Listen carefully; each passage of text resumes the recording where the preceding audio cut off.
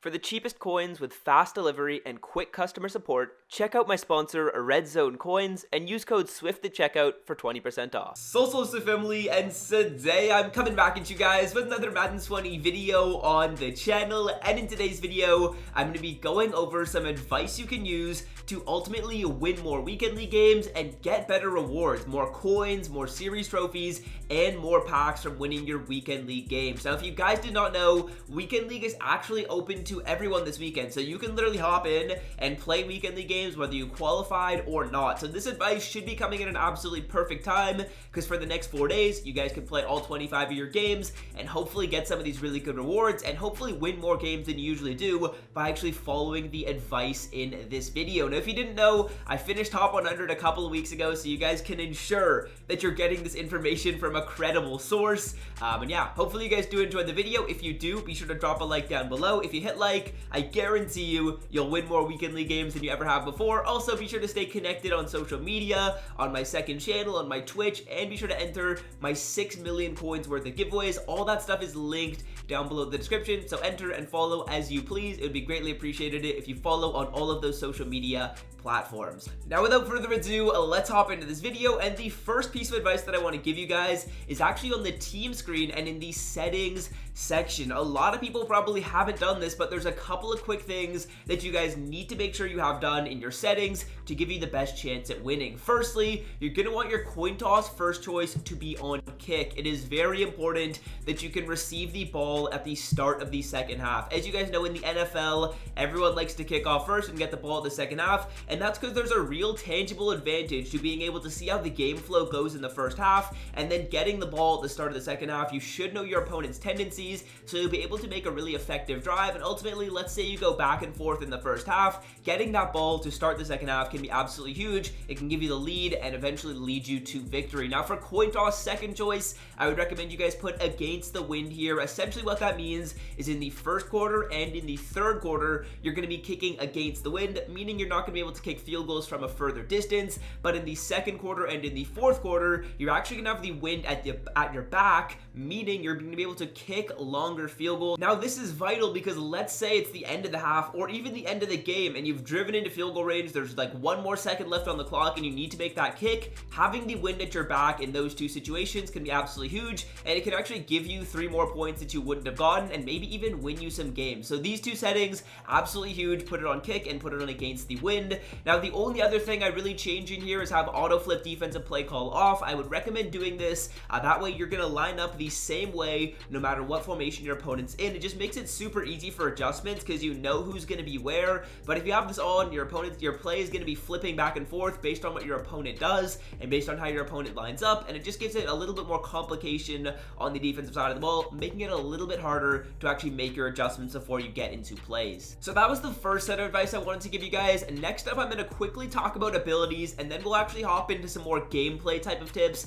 These are just preliminary stuff for honestly before you get into the game to give you as much of an advantage as possible. Now, when it comes to abilities, I'm going to be talking about who I would recommend you put your abilities on, and by who, I mean what position. So firstly, I would always recommend a quarterback ability. Quarterback abilities are absolutely huge. You basically need that on the offensive side of the ball. Now, when it comes to your other two abilities, I would just keep it simple most of the time. Play with 1 running back ability and 1 wide receiver ability. That's going to give you tons of versatility no matter what scheme you're in, whether you like to pass the ball or whether you like to run the ball. You're still going to be pretty effective by having 1 on your quarterback, 1 on your wide receiver, and 1 on your running back. So that's definitely what I recommend on offense. Sometimes you can sub out 1 running back ability for a wide receiver ability, and if you're a heavy passer, then I would probably recommend you do that. But for the majority of people, let's go 1 on quarterback, wide receiver, and on running back. Now, moving on to the defensive side of the ball, currently I have 2 on my defensive line and 1 on a safety. I would recommend you either go with 2 on your defensive line and 1 on a safety like I have right now, or go with 1 on your defensive line and 2 on your safeties. That's going to be totally up to you. It really depends who you have better players at. As you can see, I've got LT and Jadeveon Clowney, and by defensive line, I meant pass rushers. I should have been a bit more clear there. I've got 2 really good pass rushers, so I'm obviously going to put 2 on my pass rushers, but let's say you have some really good safeties, then I would recommend you put 2 on your safeties and 1 on a pass rusher. So that's what I'm going to recommend when it comes to abilities. Now let's actually start to talk about how we're going to be able to win more games by using some specific plays and schemes schemes as well as concepts that I want to share with you guys in today's video. This is just the preliminary stuff, which hopefully if you have done, you'll have even a little bit of an advantage before you even hop into the game. So the first thing I want to talk about is being sure that you have a scheme and you're not just running random plays, not just running coach suggestions, you're not just running random setups. I would very, very strongly recommend that you have a scheme on the offensive side of the ball. On defense, you can be a little bit more free-flowing, kind of come out in formations based on what your opponent comes out on. I personally have a scheme on defense as well, but it's not really mandatory. On offense, I would definitely recommend you guys have a scheme. I want to show you what formation I am running, or what playbook I'm running, sorry. I'm out of the Raiders playbook, and I've actually posted 2 videos on my channel which show you guys my entire scheme. I will leave those linked down below, so I'm not really going to go in depth on the specific plays that I run, but I am going to be in Raiders playbook right here. As you guys can see, it is super versatile, great runs and great passes, and I actually posted some really effective videos which I would recommend you guys take a look at. I will leave those linked in the description and in the pinned comment. If you want to watch it, there's 2 parts to the series, and if you watch both of those videos, I guarantee you're going to be a better weekend league player and a better Madden player before you even hop into your game. So definitely be sure to check that out, and be sure to follow the scheme. I know sometimes it's hard when you're learning a scheme. Maybe you throw a couple of picks as you're learning, or you're just not able to pick up some yards, but troop through it. I guarantee you it's going to be worth it, and it's better to learn a scheme like this than just be running random stuff on the offensive side of the ball. On defense, I run the Dolphins playbook. There's a few really good plays in it. You guys have to have your run defense down, as well as your pass defense. I also made a video going over my defensive scheme. I will leave that linked down below. If you watch those videos, it's about 30 minutes of footage going through gameplays and stuff like that. I guarantee you're gonna have a better scheme and be able to perform better in weekend league. So those 2 things are absolutely vital. Probably the most important tips I can give you guys in the video are to watch those 2, and you're gonna be able to become a better Madden player, be much more comfortable, be able to counter based on what your opponent's doing. Yeah, just wanted to talk about those and be sure that you guys have watched those and know those schemes. If you want to implement them, I would definitely recommend it. Now I have 3 other more gameplay tips, which are kind of like ways you can win more games, I guess you can say, just like how the video is titled, but it's not going to be any specific plays. Again, be sure to check out my schemes if you want to see specific plays. This video is more talking about how you can win more games and some advice you can follow to end up winning more. So the first thing that I want to talk about is understanding opponents' tendencies and how to read plays. So let's say I'm on the offensive side of the ball, for example. It's very important that you guys are making use of a key feature in Weekend League which actually shows you your opponent's previous play. So it's going to show you their play in the bottom right corner, and you guys need to make use of that to understand how you can beat it, whether you're on offense or whether you're on defense, actually. So let's say we're on offense and we see our opponent ran a cover 3 or some type of cover 3 variation on the previous play. What I would recommend you guys do is go to something that you know can beat cover 3. In the setups video,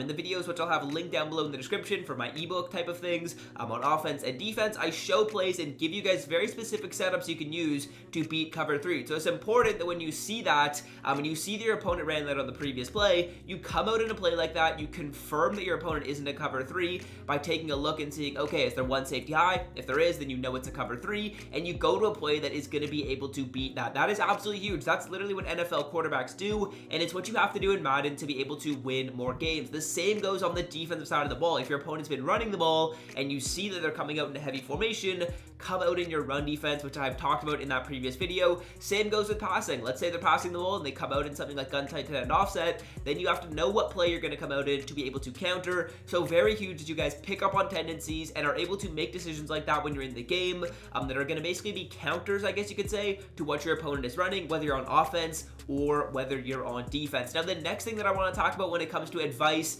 to winning more weekend league games is clock management, guys. Clock management is an absolutely huge part of the game. These games are pretty short. I know they sound like they take a while. They're like 25 minutes each, but we're really only playing 4-minute quarters, and those can go by very, very quickly. So clock management at the end of halves and at the end of the game is absolutely huge. If you guys have an understanding for clock management, you can become a much better Madden player. The only way I can really give you advice when it comes to clock management is you have to play the game. When you play the game more, you're going to be able to pick up on some strategies to be able to manage the clock better, and ideally you're going to put yourself in better positions to win by having more possessions, limiting your opponent's possessions when you have better clock management. So a couple things that I would give you for advice-wise when it comes to this or maybe just experiment a tiny bit with different clock management strategies until you find one that really works for yourself. Whether that means you're on the final drive and you need a touchdown, whether you're going to go slowly, whether you're going to go quickly, whether you're going to run the ball, whether you want to chew clock at certain times,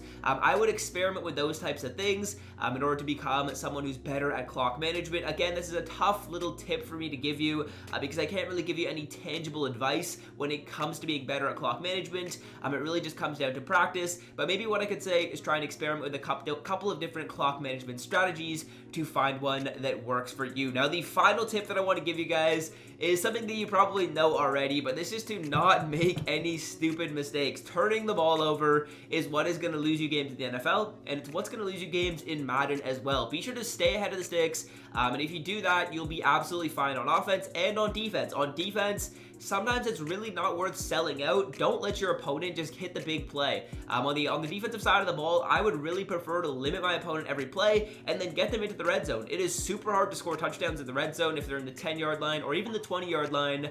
It's going to be super tough to score touchdowns. So on defense, just don't give up the big play. Don't make a stupid mistake. Don't get impatient and think you need to blitz your opponent on every play. If they are content to take the drags, which most people aren't, I will be very, very surprised. People try and throw the ball deep and stuff like that, and you're gonna be able to get the picks and stuff like that as well. When they get into the red zone, it is very, very tough to score touchdowns, so be patient on defense. You guys don't need to scream every play, and see if they can beat you with reads and running the ball. And of course, I gave you a pretty good run D as well, so you should be able to shut down the run if you did watch my video, which I will have linked in the description, that little ebook on defense. You should be able to stop the run pretty effectively, and most people don't really like to take their drags. But on the flip side of that, on offense, sometimes you really do need to take your drags. Stay ahead of the sticks.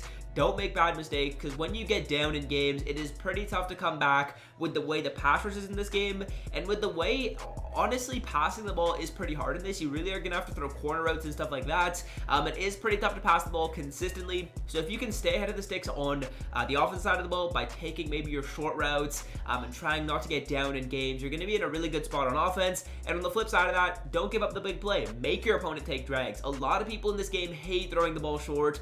It is very, very rare that I see people check it down, so definitely you can use that to your advantage.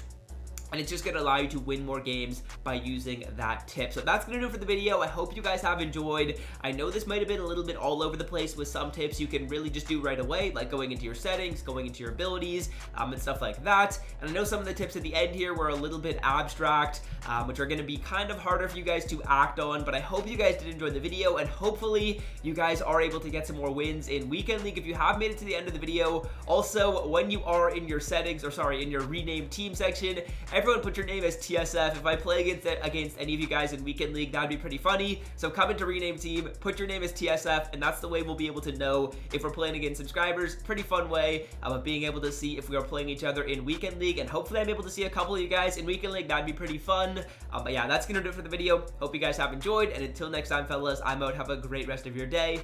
Peace. Don't